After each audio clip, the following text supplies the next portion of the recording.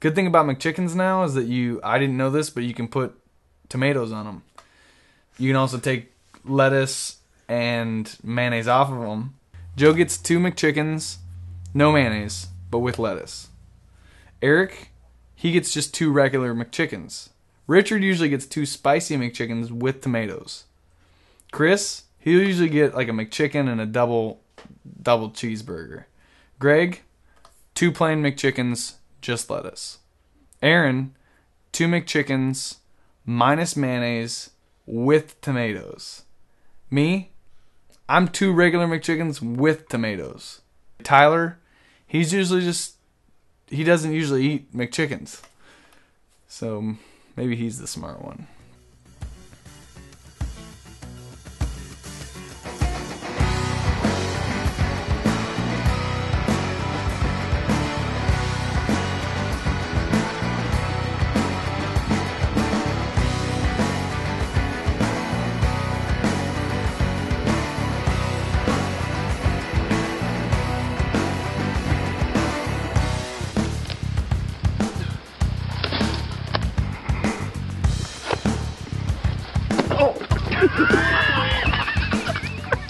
This is Cricket TV. 10,700 miles, 7 weeks, 48 Del Tacos, 2 birthdays, 27 shows, and an infinite number of memories.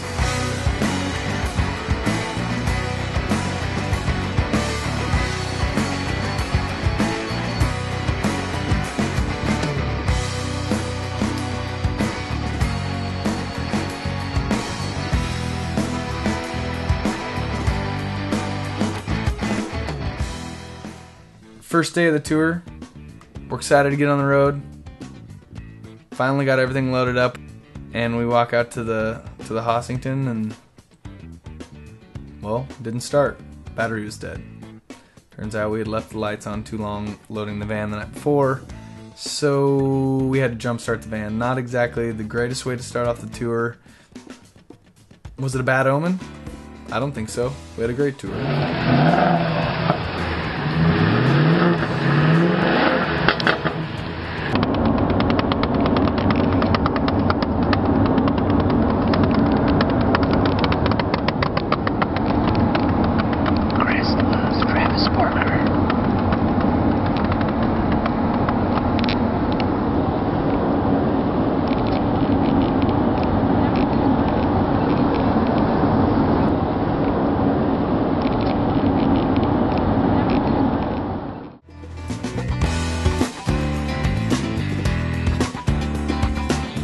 Started the tour in Seattle, went down to Fresno, California. We stayed with our good friend Yuki. She has a 1-bedroom apartment. There were 8 of us on her floor, all in the living room together. We played with a guy named Lance Canales and the Flood. Dirty old like Delta blues style. It was awesome. So we opened for him in Fresno, and went to San Francisco. We got to meet Janie Hendrix there, and she was working on some live recordings. Jimi Hendrix live at Winterland. So she had Eddie Kramer there, who was the guy that worked with Jimmy back in the 60s. So to be able to meet him was incredible. Played in LA, we played a couple shows there, and our good friend Daniel Kamas, we got to hang out with him down there, and we hadn't seen him for a little while. He had just moved down to LA, so he came out and supported us at our shows and hung out with us and in Inglewood, and that was pretty cool. It was like having, you know, a piece of home down there with us, and we ended up running into that a lot across the, you know, the whole West and where we were at. I mean, everywhere we went, it seemed that with a 7-piece band, we had at least a family member or a friend of a friend that was in that city. Stayed with a lot of Chris's family, which was awesome. We got to meet a lot of his different family members from both sides of his family, and it kind of gave us a good insight into where Chris came from. We got to see pictures of Chris as a little kid, which Chris is an adorable human as an adult, but as a child, it's unbeatable. My favorite picture was this picture of him as a probably 1-2-year-old kid, and he has a little gold ring, and it's a mid-knuckle. I had never seen a little kid wearing a ring like that before. So we are out here in West Compton, California, and we arrived. Today is Sunday, 2011, and we have arrived to the Green Residence, where we were greeted with chicken, bunch of food like sandwiches, some of the biggest sandwiches I've ever could imagine. It was like pastrami. Chris's grandma greeted us with hugs. Was just blown away by the hospitality, and what a beautiful place that we're getting to stay at. And we played a little music tonight over some great dinner, and it's been fun. Chris wasn't lying. They make big pastrami sandwiches in Compton. We played at this little place called El Cid, and it's a flamenco club that also has live music after the flamenco. And so you're on this little kind of dinner stage in a dinner setting. It was pretty unique, and we got to play. And right after this awesome flamenco group, we did the full band thing, the rock and roll thing at El Cid, and the next night at Room 5 it was more of an acoustic kind of intimate setting. It was challenging, but it was awesome, and those were our LA shows. We're getting ready to drive through the desert on Interstate 15 on our way to Las Vegas. We're going to be going over Mountain Pass today. It's 4,166 feet above sea level, and it's called, the name of the pass is Mountain Pass. Okay, we've got donuts of all shapes and sizes and all colors and ethnicities.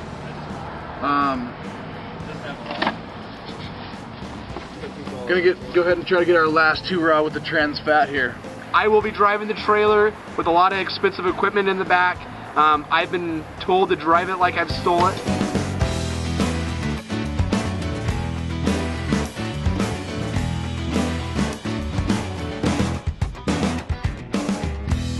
Vegas was a lot of fun. Chris's parents put us up in the Hilton. We were fortunate enough to have all-you-can-eat buffets and really close to the Strip, so we got to go down and do a little gambling. I know Greg got down there and played a little cards, and we hit the Strip and had a great time. When you're in Vegas, you have to go and check out that beautiful sign, "Welcome to Vegas." So we all got our picture taken in front of that. Kind of a monument there. A lot of us, it was our first time in Vegas, so we definitely did it up. We got up after having a great breakfast there in Vegas. We headed to Scottsdale. We stayed in Arizona. My grandparents are snowbirds down there, and so they were down in that area. And so, and my uncle also lives down there. And we stayed with him. He fed us an awesome dinner. It was cactuses everywhere, and it intrigued me to go drink a little cactus water.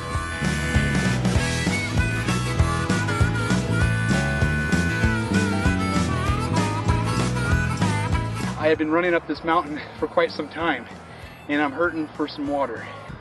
Ugh. Really, it wasn't delicious. It was really tart, and if you had to have water, I guess do it, but otherwise don't try it. We left Scottsdale, I think, midnight, and we were heading to Lubbock, Texas, which is a long drive through New Mexico.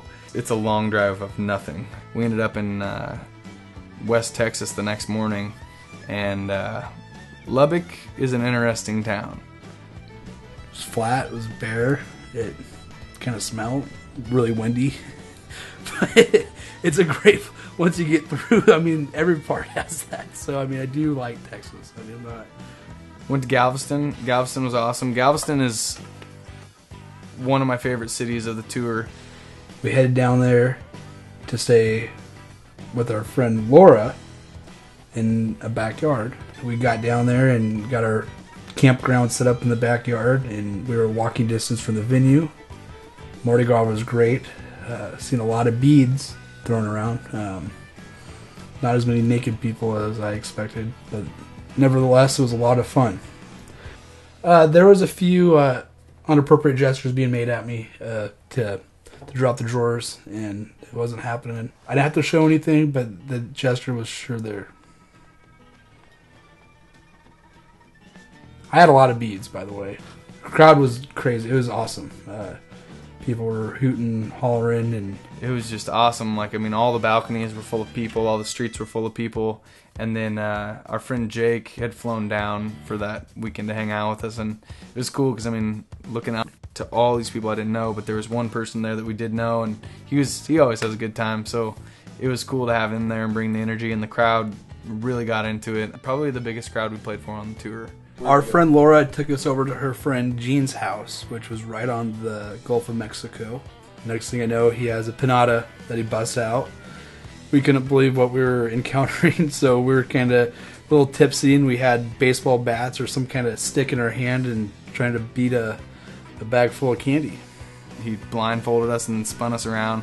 Luckily, he also had a cigarette in his hand and burned the shit out of my hand, which is a bummer.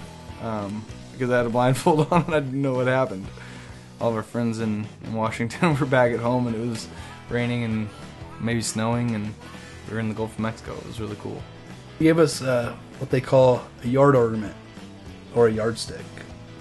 It was beautiful. It was 36 inches long, and he repeated it. 36 inches long, dude. So I guess the two functions that are important is it's 36 inches long, and it goes in your yard. It's probably the most delicate item we had on the trip. And Eric really grew fond of it as we traveled around. And he grew so fond of it that he was going to miss his brother's wedding, and he wanted to give him the nicest gift he could come up with, something from the heart. And he kind of looked at the yardstick and decided to give it to his brother. Beautiful gift. We found the KOA campground, which was the best accommodations of the trip.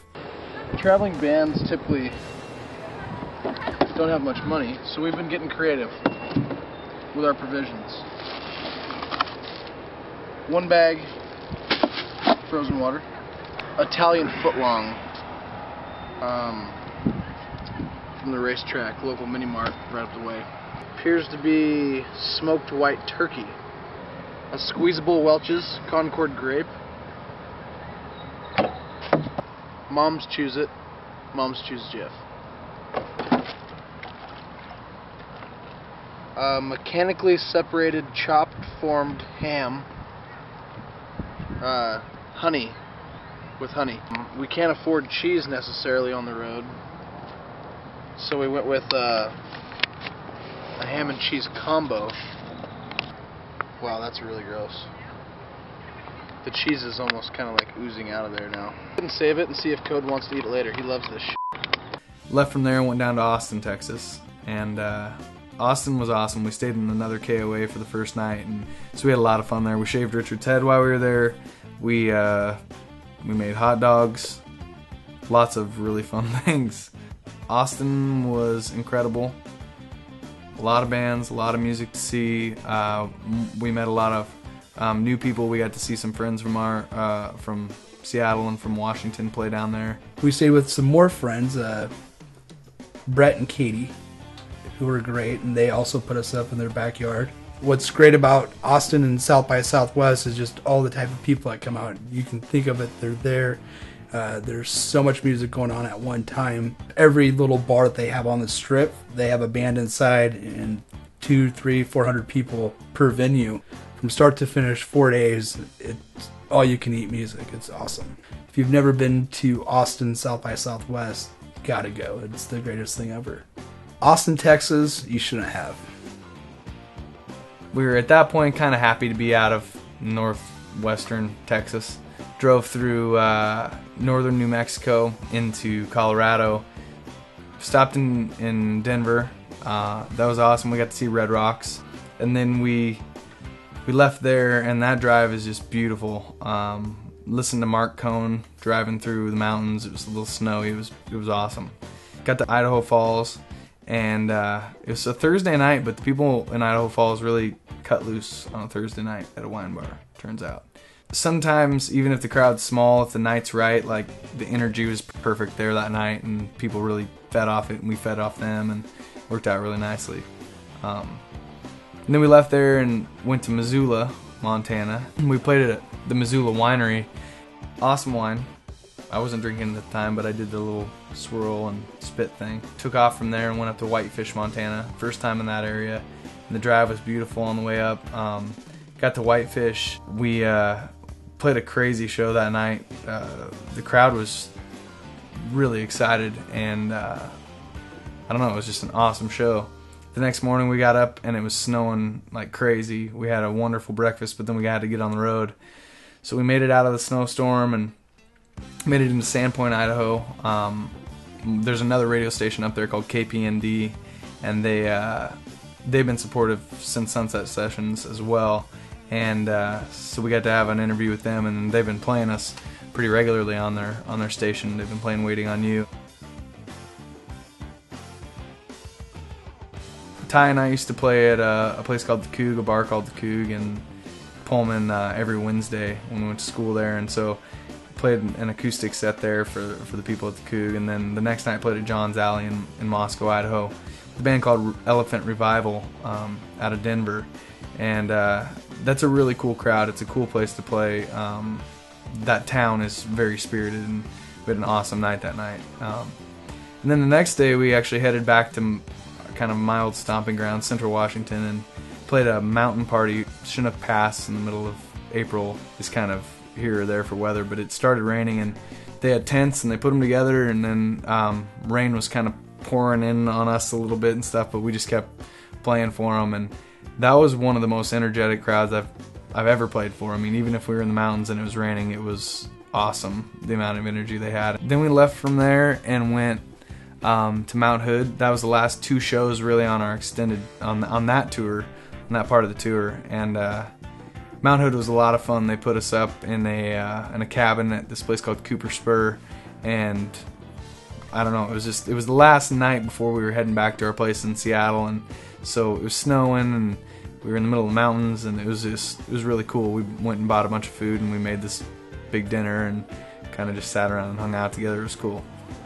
And then we headed back to Seattle for a couple days, and then had a show in Olympia, and then a couple more days off, and then another show at the Brick up in Roslyn. And the Brick is an awesome time because you're in the middle of nowhere, kind of. You're in this secluded place, but people come from all around to hear music there. And then we went to the Leavenworth Ale Festival. Got to play for a lot of people that, drink good beer and like music. In Leavenworth, we decided to stroll around the town, and we went into a little shop and found some different type of pretzel dipping sauces, and then stumbled across the world's hottest sauce. And Chris Green took the biggest taste that he could, and he kind of overdid it a little bit. And I think a bunch of us kind of did that too. I know I tried a little bit, and I could feel it coming out of my ears. It was burning. Chris started eating that hot sauce and played it off really well for the first 45 seconds, and then all of a sudden just lost it, and he had a little beanie hoodie thing that he was wearing, and he started chewing on it and kind of licking it a little bit, and his eyes were watering a little bit. But the cool thing is he bought a water and gave me a Mountain Dew, and we chugged down on that and thought how stupid it was to take that much hot sauce. So you only live once. That doesn't mean you can take all the hot sauce you want at one time. The last two shows of the tour, one in Portland and one in Seattle. And in Portland, it was Kink FM, is a big AAA radio station in Portland, and Chris Mays, who runs the station, seems to like what we're doing, and so she put us on a bill with Scars on 45 and Augustana. It was a big show for us. It was a huge show for us. It had been sold out for about a week. It was Augustana's show, obviously, but it was cool to have people that we had never seen before and people that had never seen us before in this big theater really into what we were doing. The energy there was huge. So we were well received, and we were really happy to have been asked to be on that bill. The last show of our tour was at the Crocodile Cafe here in Seattle, and that was a special show for us because we got to put the bill together. We got to ask bands that we believe in, and Austin Jenks started out the night. He's a friend of ours and an incredible songwriter and singer. Next we had Daniel Kamas. He flew up from LA to join us at that show, and Daniel's an awesome guy and an awesome songwriter, so to have him on the bill was great. Another band from Seattle that that we listen to a lot in the van is a band called River Giant, and they're a 3-piece, a lot of harmonies. It's like psychedelic indie rock, but they're awesome, and they played there, and we took the stage. And the other really special thing for us was that was the unveiling, that was the sneak peek of our new music video for 9 to Chain. We had a ton of friends and fans and family come out, and the whole cast from the music video and the crew and everybody. It was a big kind of homecoming for us, and it was just a lot of fun, and got to show the music video. So we played a couple songs, and then we stepped off stage and watched this thing that we'd created together, you know, and it was really cool to be able to see that come to life and like finally release it to those people.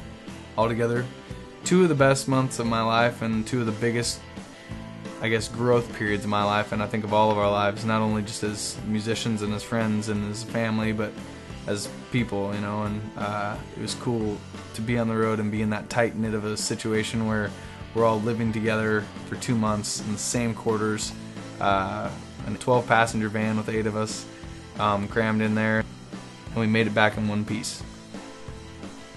Welcome to Washington.